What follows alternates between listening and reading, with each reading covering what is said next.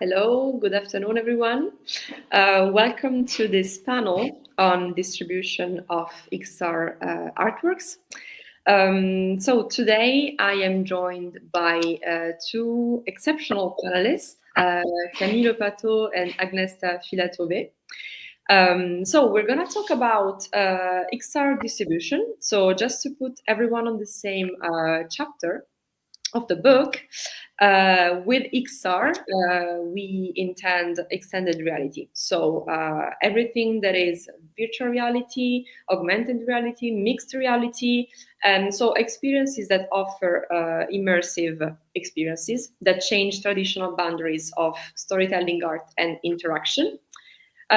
This afternoon, this talk is powered by two European initiatives. So we have XR for Europe, partnering with Realities in Transition. XR for Europe is a pan-European association supporting anyone working with XR and immersive content. And Realities in Transition is another European movement that promotes a more sustainable, ethical, and open XR artistic creation.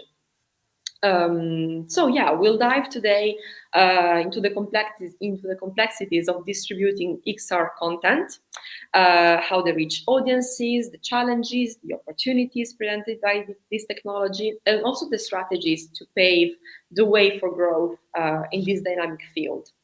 So I'm going to present quickly the panelists. So we have on one side Camille Pato, founder and business development director of Diversion Cinema, and Agnesta Filatove, CEO of Art Tech Agency. And they both have been pivotal in shaping how XR content is brought to global audiences. So I'm very happy to have them on this panel today. I am Ilaria Gondavani. I'll be the moderator of this session, and I am European project manager for Chronique.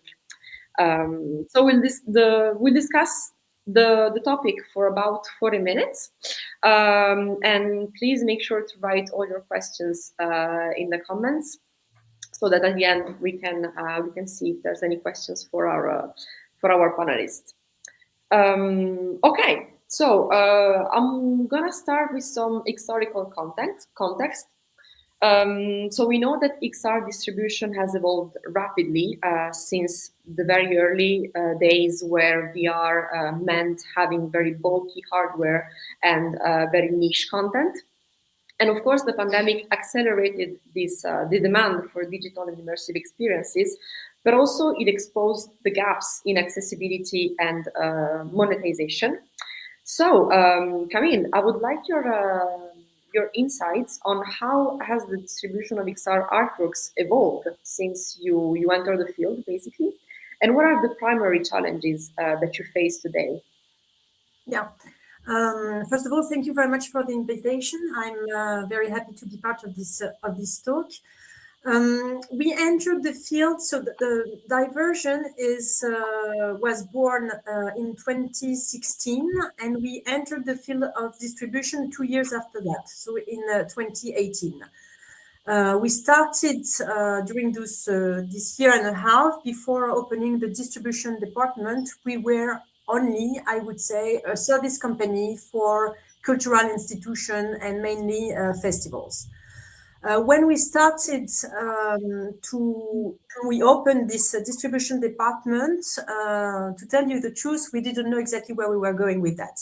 We just had the feeling that being a service company for institution and festival, we were in contact with a lot of artists and artworks, and we wanted to have to structure the department and the company in order to promote those arts to a broader audience. I have to say that since then, and I think that the main change is in regards of the formats. We started mostly with 360 films. We opened very quickly to interactive VR, and now we welcome to our catalog 360 film as always, interactive VR, but also AR, full dome, immersive projection. So I would say that we started with VR and we are now really like in the immersive field, including digital installation that has no VR headset involved, VR or AR headset involved. So yes, the change is on the different format that we tackle, and also therefore the different clients that we have, from festival to cultural institution to also corporate companies, to planetariums, and of course online stores. Maybe we're gonna go back to online stores after when we continue this talk. And I would say that the primary challenges, the primary challenges is to understand and to dig into those different formats and clients, and to understand exactly what are the offer that they are expecting. That's one. And second, and maybe at some point I can talk a little bit about numbers, to also kind of manage expectations in terms of revenue. Because as we are addressing different fields and different formats, we also have different revenue in the different fields of distribution. Yeah, that was my answer. Very, very interesting, and I liked it because you touched on points that we're gonna talk about a bit later. So the role of festivals, for example, of course, the audience, because the audience is very important when you talk about immersive and XR experiences. But we'll dive into that a bit later. Now, if we stay on a more overview, let's say general overview, we have talked about historical context. Now let's move on to technological advancement, because XR and the whole sector is very prone to trends. Things evolve very, very quickly, and we can talk about some recent breakthroughs in XR, which are an improved hardware, cloud rendering, AI-driven content creation. New platforms have seen the light of day. We have seen VR, we have Viveport, and many others, and we also have more independent marketplaces which have diversified distribution, but also created challenges around discoverability of the experiences that you found there. So, Agnesa, this is a question for you. I would like to know how have recent technological developments influenced distribution strategies, and what platforms do you find most effective to distribute XR content? I'm also very happy to be here. So just a bit late to be happy, but still. So first of all, I think talking about the platforms, maybe it's more about which are the most popular ones or affordable ones for the audiences, and it also depends on the audiences. Is this the just an audience or B2B sector or whatever we talk? So different audiences use different platforms. And talking about the involvement, I'm very happy to see, like, traveling all around the world, how R&D projects are helping to involve the technology to find the new ways, the new prototypes. For example, we're also participating in one European project called Transmixer, which we're also looking for new prototypes for culture, heritage, and news media projects. So these helps from European Union. First of all, I think it's very important for the development because it's very expensive, and there are not so many people who want, or businesses who want to experiment with their own money. That's why we can find already not only the big names of the platforms that are upcoming, but also the indie ones. So more help to participate for the players. Also, I think it's still the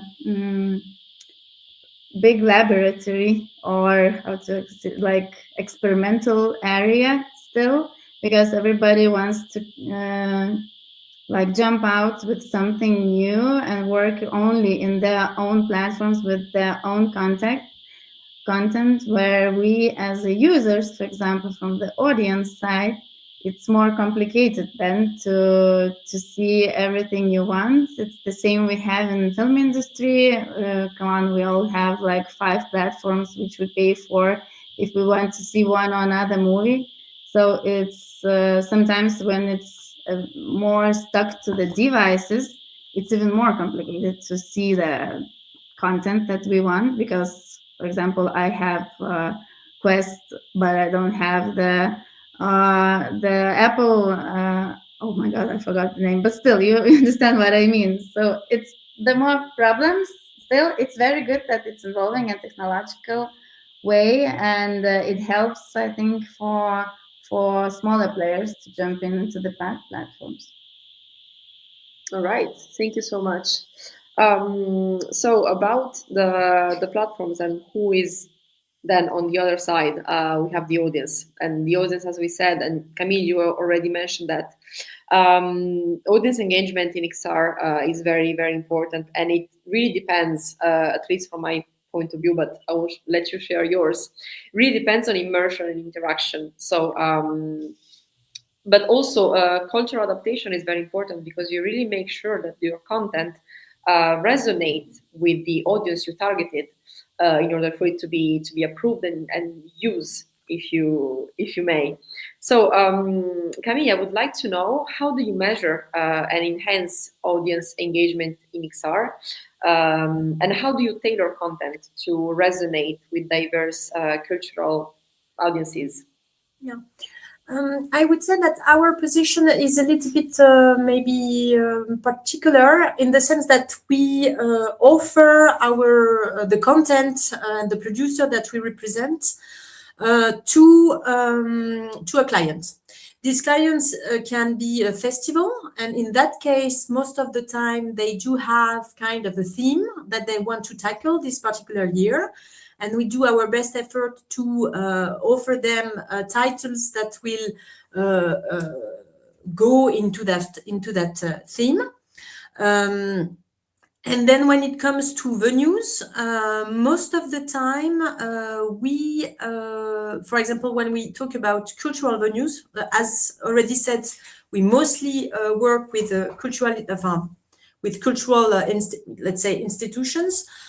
They do have already an editorial line and or a specific exhibition that they want to offer to their public, and they come to us or we come to them because we do have an experience that would interest, that fits, let's say, their exhibition or their venue.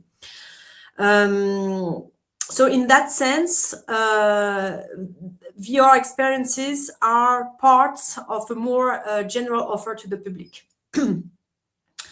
How do we enhance them, those experiences? Most of the time, I have to say all the time, we do, for most of the time, we do travel with the experience itself.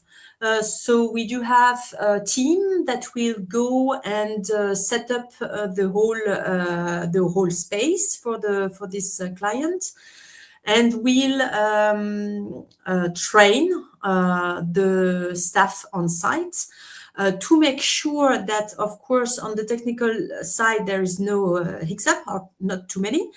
But also to make sure that the staff that is on site, because this is really the reason of the training, have time to actually welcome the audience and talk to them about the experience that they just saw. It's really about putting back human relationship, let's say, into this. I mean, it seems to us from the beginning that having a human interface to interact and to talk about the experience that the audience just saw is actually part of the experience itself. So it's completely so basically most of the training that you do, there's of course a technical training, but it's mostly also how to discuss and how to open a discussion with the public and with the audience.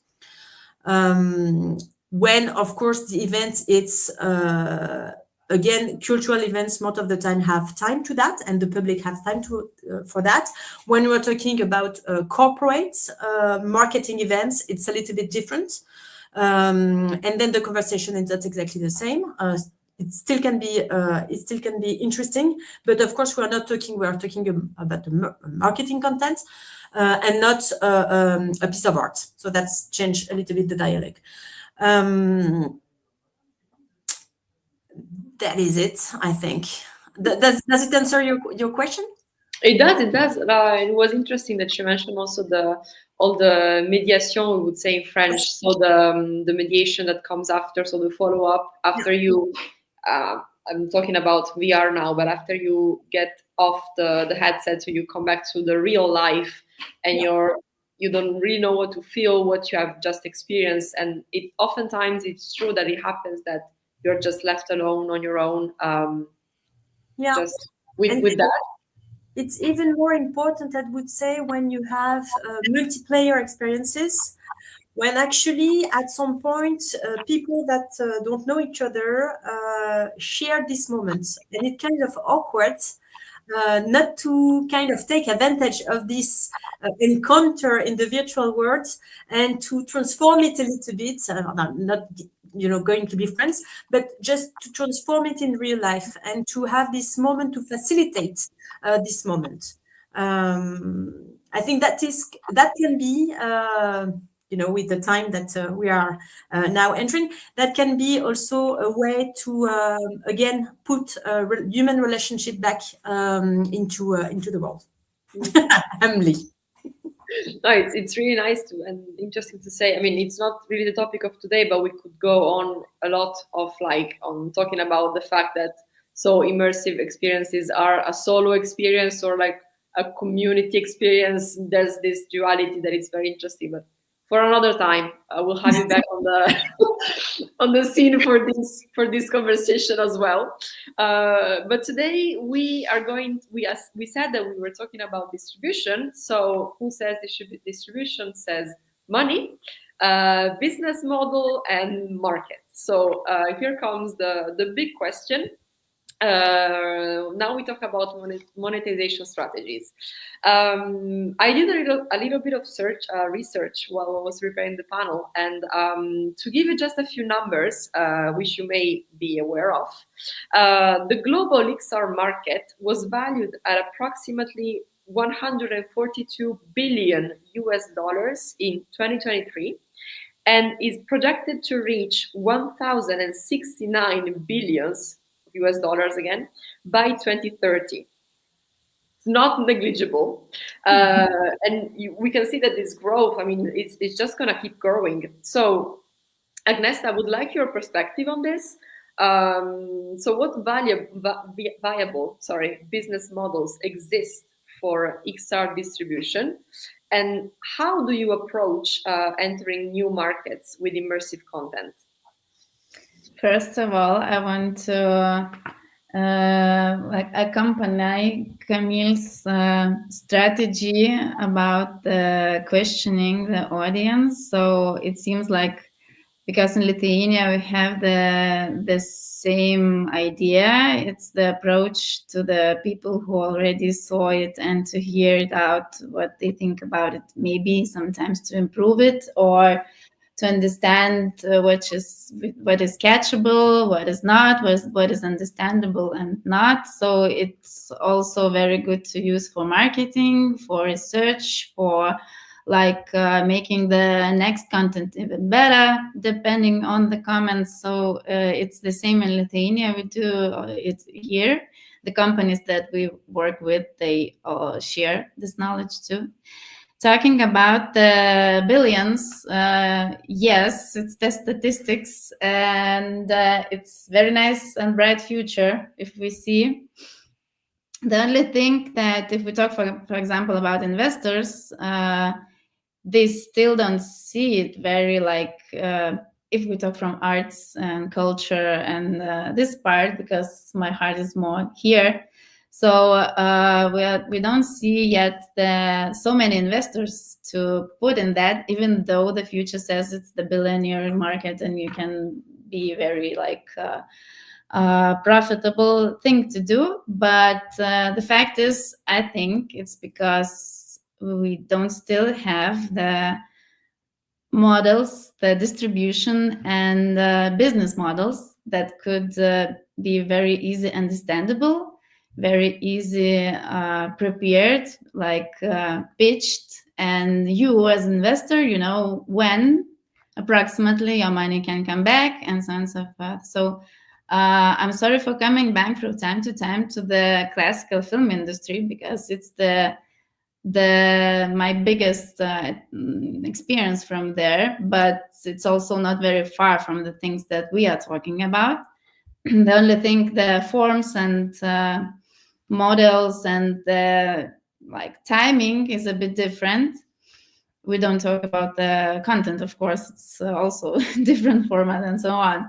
But the fact is, if we go back to the film industry, we see it already. It's very rapidly and still ongoing. The investment, the money from businesses, from people, because you know what is the lifetime of one film, when it begins, when it ends, what is the path where it goes after the cinema, and so on and so forth.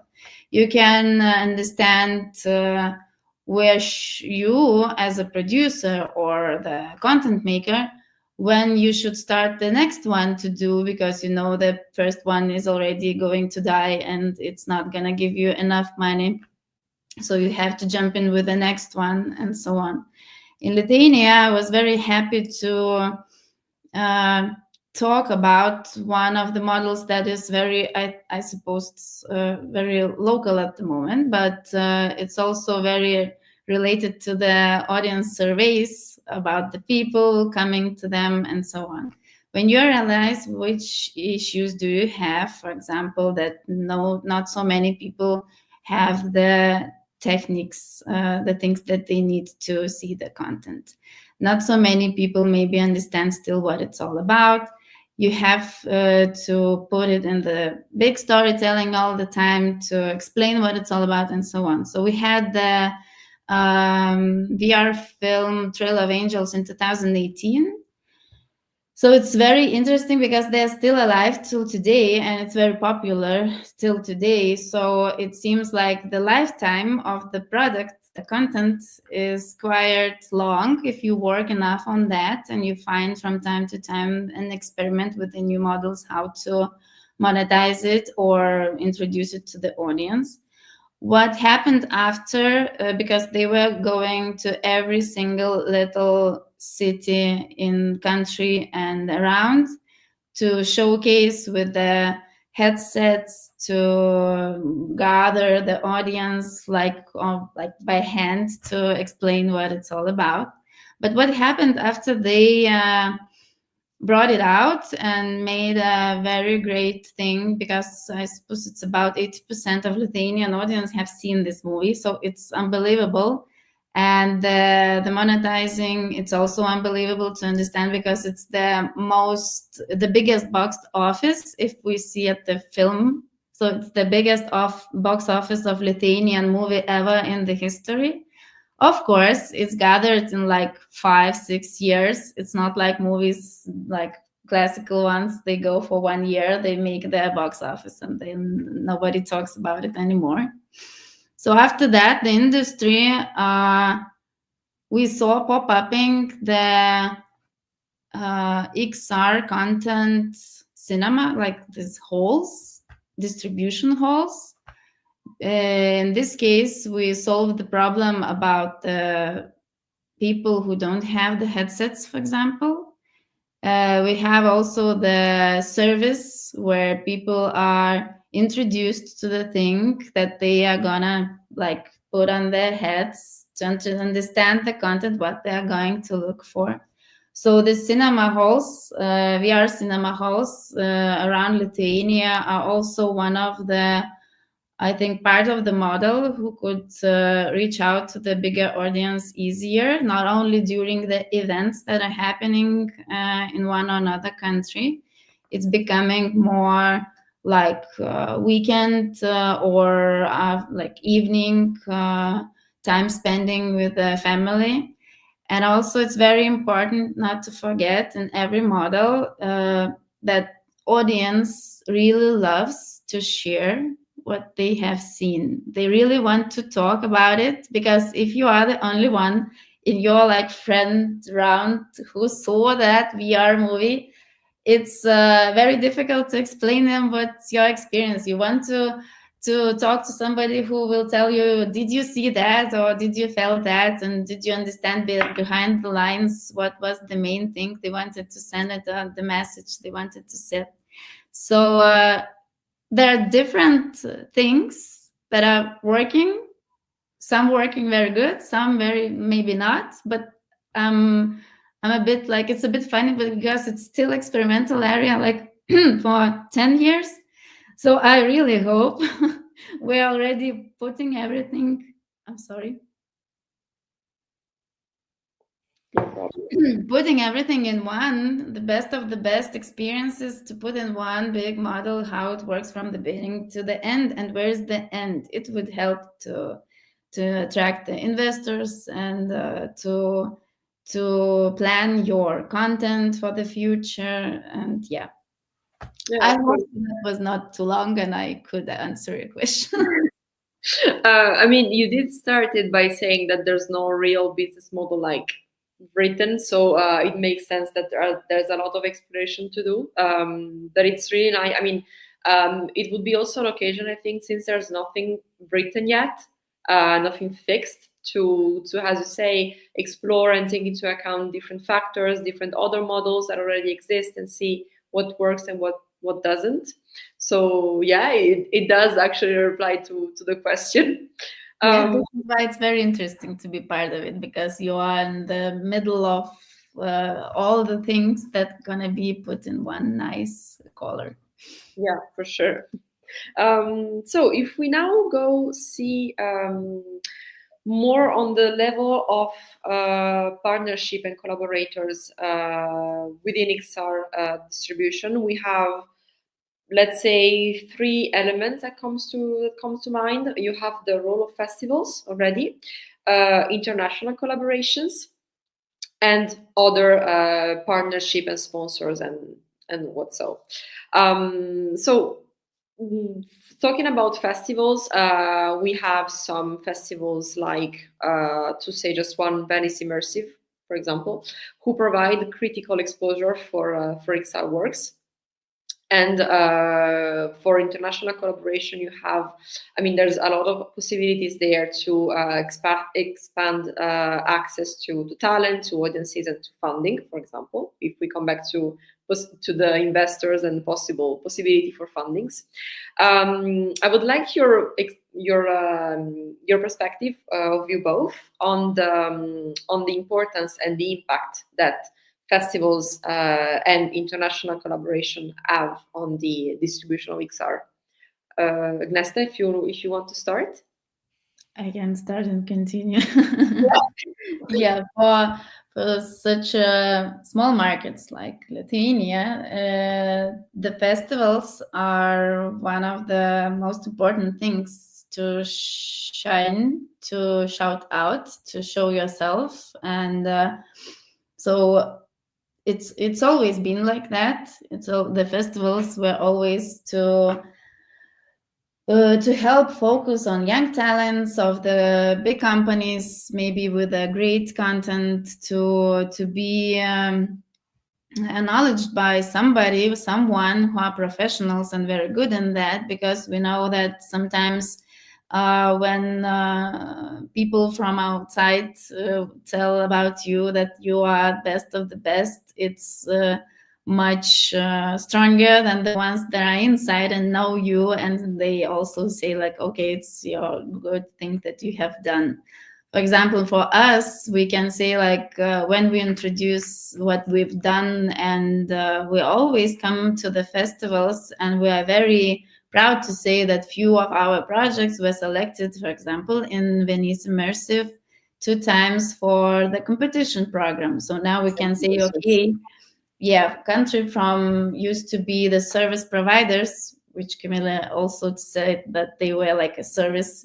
We became the content providers. The content, which is already introduced internationally, the people already know what is Lithuania with the content. And I had so many meetings where somebody is telling me like, oh yeah, I know Lithuania from Trail of Angels, because there was like 2018 first VR movie went to the Venice. So from my perspective, it's very important to show off, to compare yourself to others, because also when you are participating, you see the other context. Also, it's from, for example, for the beginners, for the ones who are just starting making the content, they can compare and understand how good their content is, what is the competition, the world competition, what are the topics and the technical different possibilities and so on. So as far as I can see, it seems like I am the only one who will answer your question at the moment. I don't know. It looks like there's some tech issues with Camille Wi-Fi, I guess. Oh no. Okay. Yeah. I mean, you're frozen. You've been frozen for a couple of minutes now. No. But can you hear me, right? Yeah. We can. You can definitely ask questions. I wanted to react to what you mentioned, Agnesta, about Trails of Angels. If I think we have people here listening to us, if you haven't seen Trails of Angels, manage to see it. I think it's the best, it's the most poetic and one of the best VR experience that I had the opportunity to see. So go for it. It's really, really amazing. So congrats on that. And it's already 6 years old, I guess. And it's still, it was one of my biggest emotion in VR. That is said. Second, I wanted to say that of course, you can go check out Divergent Cinema catalog. We also have good stuff. What I wanted to say is I agree that I think going back actually to the first question, our biggest challenge is to make VR part of the landscape. And it's what Lithuania already does, makes it happen, is to have different venue offering different experiences, but it's of course about, it's as easy and as easy to that going to the cinema, let's say. So that's really, I think, the next challenge for us is to make VR part of this cultural landscape. And then regarding festival, of course, it's also about festival are very, very important in the way that we promote each other. And we look at each other and we compare one to another for professional. It's also interesting because it's a first window for a kind of public. But we also have to be quite careful because festival goers are very particular in a way. And that's very different than having, again, venues that are not events. And that are open daily or weekly, at least, to welcome the public. So that's interesting. That's really also a way, I have to say, to monetize a little bit the experiences. But it should be like a step to the broader audience. and not to just keep it there. And I think that is also part of the challenge to get outside, I would say, or after this festival career. I totally agree. The festival must be the first step to jump out, but not the last one. And this is where we usually get the problem, because we don't have many opportunities where to show that content after the festival. So yeah, it's good to monetize for the festival quality, to show it, like for the content quality, to show that it has been in one or another festival and so on. But if you talk about earning money from screening it, we are not only in the festivals. And about the audience, I totally also agree, because the audience which is going in your city for the weekend just to see what's new happening in your town, it's not the same the ones who have seen many of content already, and they have more experience in that. And then I would just say maybe that we are talking, on my side, I'm talking 100% for now. I just talked about location-based, so venues in the physical world. But of course, we do have also online sales for 360 films, but also for interactive VR. If we are talking about XR distribution, this should be part of the discussion in a way. But regarding what we do at Diversion, we mostly do offline content, offline distribution, and we actually find online distribution very challenging for our type of works that we are working with.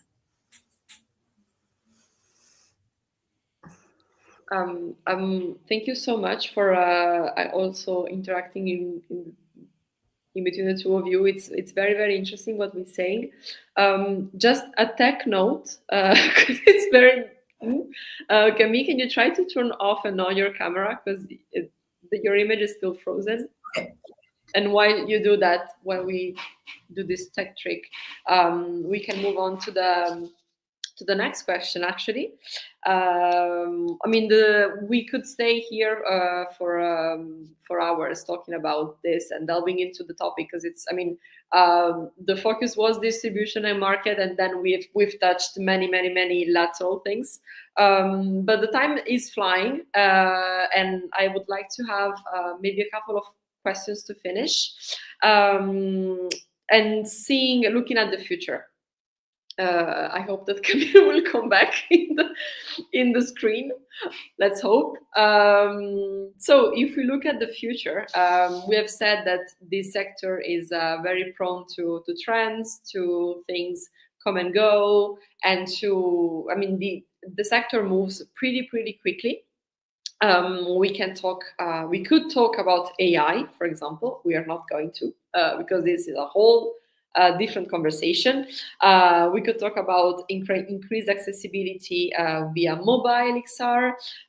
We could talk about hybrid distribution. So there's a bunch of things, and I would like your perspective on, looking ahead. What are the trends or the innovation that you can foresee, that you can expect will come up in XR art distribution? I don't know, let's say in the next 5 years. I have a mad idea to see the consortium or some kind of big deal of different companies gathering together and making the one thing, just to make it more simple for the audience to enter and to see the things that they want to see, no matter which headset do you have or whatever you want to do. It's like to make it more easier. Of course, it seems like a pink idea which maybe even not gonna be happening. But for example, talking about smart houses, which is not topic of the day, but after 20 years of playing in that playground, they already are thinking about like making consortiums together, because in the house you have so many different things that you need to be smart, and it can be in one house from different companies. So I really hope this idea could involve in the our topic. Of course, it doesn't seem so if we look back to the classical industries, because we still have separated ones, but it's easier to access for the audiences already. It's not so expensive anymore. So I really do think that the more we experiment, the more we show new technical things or more content, the way it's gonna be easier to access, it's gonna be cheaper, and the more audiences will could engage in all that. I think Camille has the more like precise one than me. Well, no, I'm not sure. I'm not sure. First of all, because I was distracted with my camera thing, so I'm not sure I got exactly the question. But I would say that if we have to, something that we should actually change a little bit in our industry is the very important dependency on very big companies as Meta, for example. I think that at some point it's going to be a little bit problematic, also on maybe on an ethical level. Voila. And then, what was the question? Sorry, this is Right. Future. The future and the trends, and what do you expect to see in the next 5 years in the XR distribution? Yes.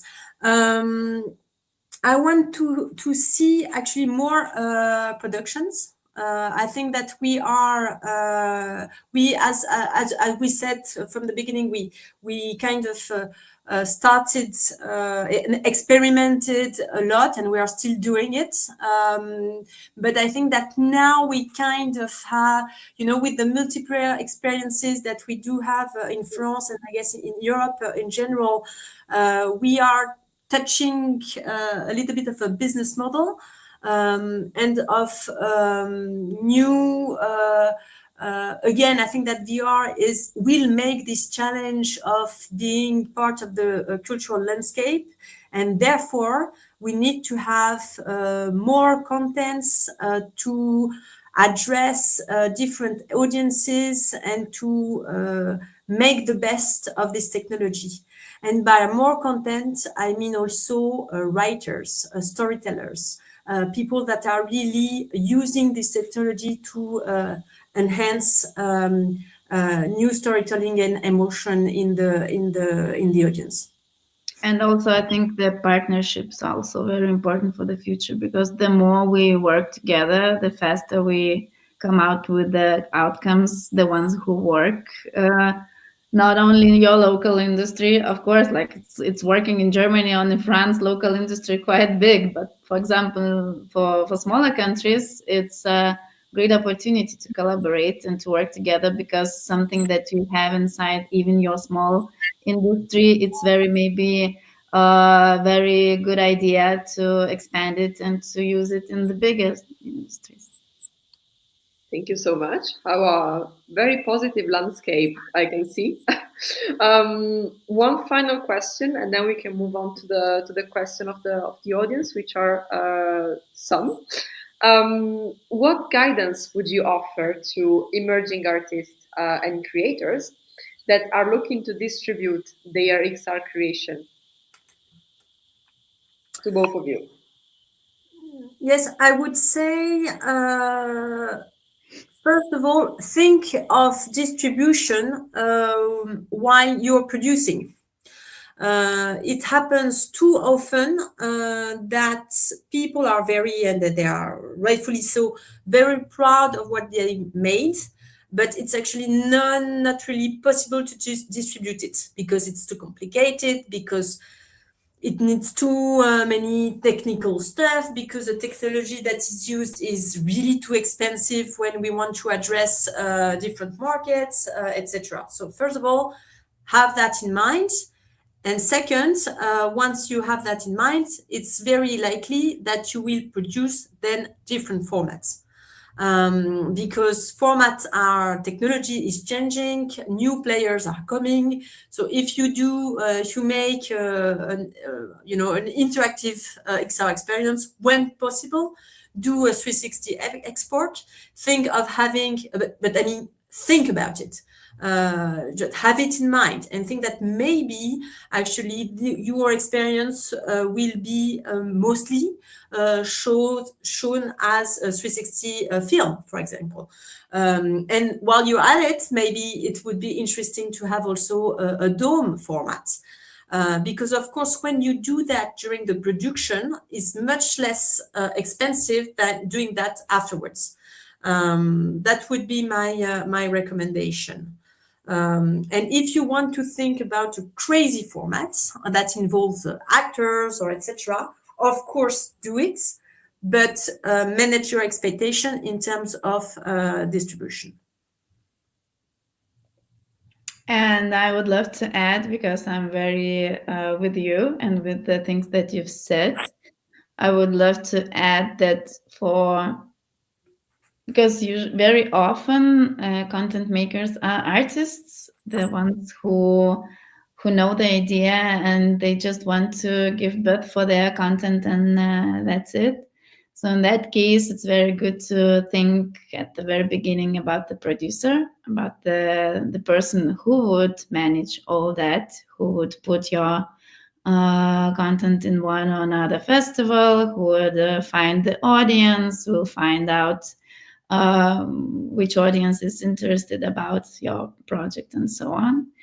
And also, I should go even more back. If you are making flat thing, for example, animation, you should think already also a few steps ahead of making it possible afterwards to make it 360, VR, and so on. So we had already such an example, and when I approached to the very nice animation creator and I asked, is it possible?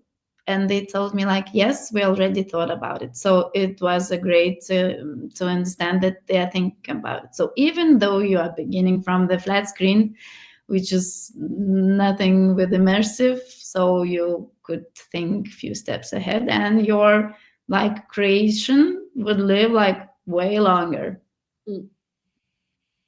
All right. Well, that was very, very interesting. Thank you very, very much. I am out of questions, but the audience has some. So I'm going to read the first one. We have not much time, maybe 5 minutes, so we can try to squeeze as many questions as possible.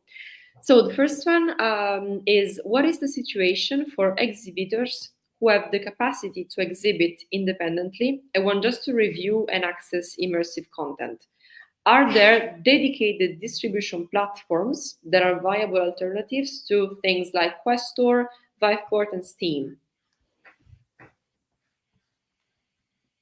I would love Camille to answer that. Again, regarding online stores, it's not really my field of competence. But I would say that for art that are not game, let's say, art experiences, non-gaming experiences, is quite difficult to exist on those platforms. So I think that if you go on those platforms, you should, of course, market it a little bit. That costs a lot of money. And the revenue that you can hope for is not very important. So I guess for now, and again, I'm not a publisher, but I think that for now, artistic experiences live better on the location-based field. Thank you. I agree.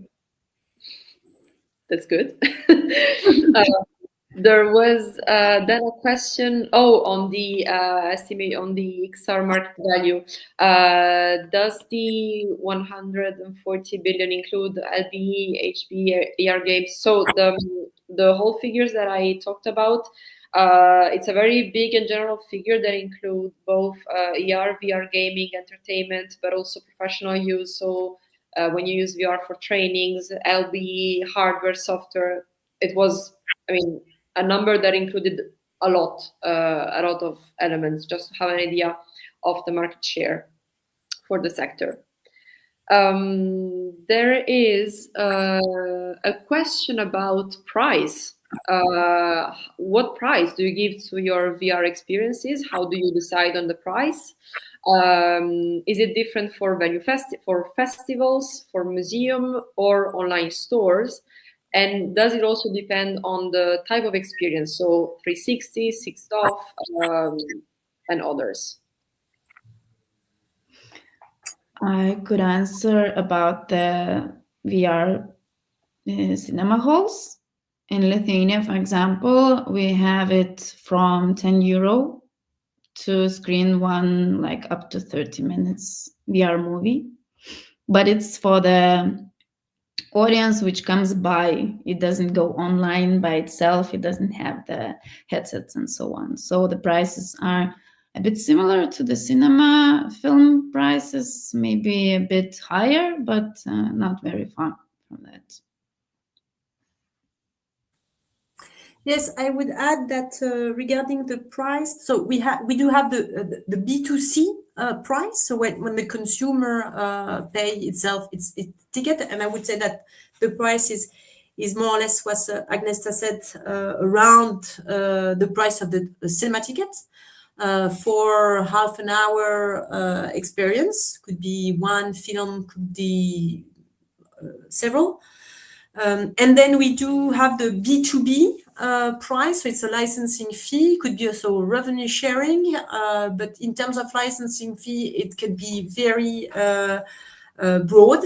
It depends to who is the client, for how many days or how many weeks or months the experience will be shown, on how many headsets, and for which audience. So that's really, it's very, very broad. So it starts with 100 or 200 euros for a festival and goes to thousands. Right. Yeah, I think it must be stuck to the audience for sure, because sometimes it's like you can pay very little but show to the very big audience. So who is earning the money? Yeah, exactly. Sure. Yeah. There is a question about business models. Mm-hmm. So how have you managed to merge different existing business models from film, art, and theater into new XR business models? And from a distribution perspective, how did you then navigate different people's expectations?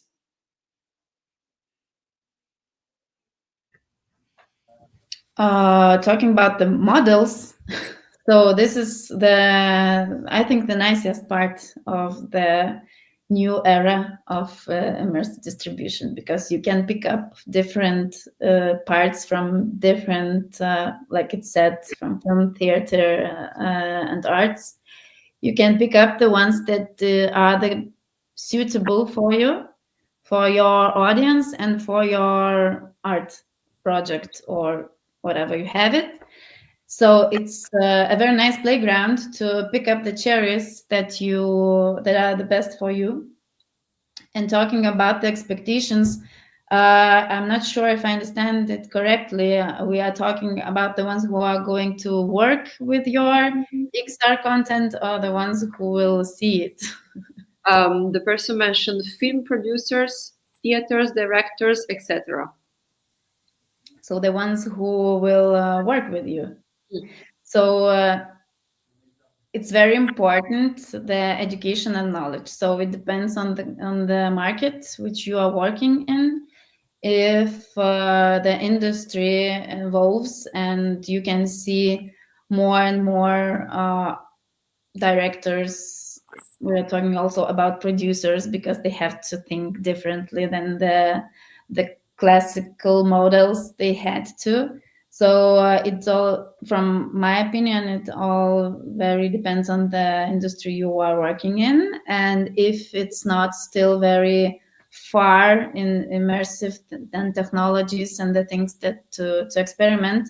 So it's also very important to also work on education, to show the things that are done, to explain, because usually, for example, we have problems with film industry directors who jump into VR and they just make the same movie only in VR, and then they are very surprised why it doesn't work. So because you have to think totally different. So the courses, I don't know, in Lithuania we have many already universities who prepare already to think differently when you put your script or direct something. So you cannot change the whole world. You find the ones who believe in that, you start with them, and they can spread everything around you. This is what happens here in Lithuania, for example. The more I involve people, the more are coming to this industry, because they already catch what's happening. Temi, did you want to react? On my side, I would say that yes, I guess the key point, and maybe I don't know if it's the easiest, but the way to start is to watch what has already been done, good things and bad things. Very important.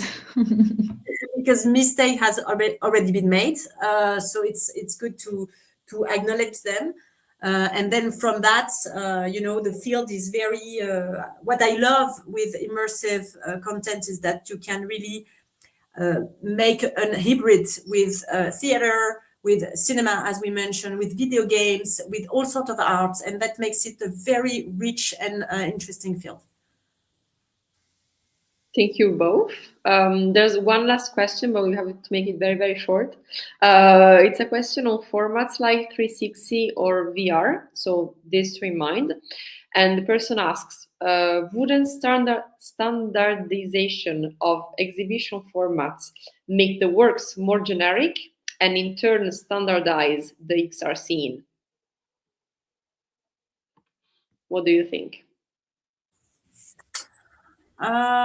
Yes, it's a little bit difficult to answer, but I would say maybe it's a kind of an answer.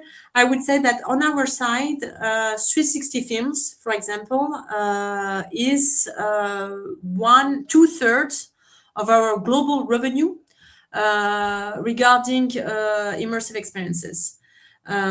So for now, 360 Films is the format that travels the easiest and the most, and therefore generates more revenue. I think that also regarding XR, VR experiences that has interaction and this kind of stuff, the problem was more on the stability of the technology than on the really like a standard, I would say. But I don't know, Agnieszka, what is your call? I'm the one who loves to experiment and to always to find something new. So from my side, the standardization is not the solution as the one, maybe, because I would love to choose the ones that are best for me, to make my own transformer, to see the experiences that have been done, are they successful or not, in which part, how they done.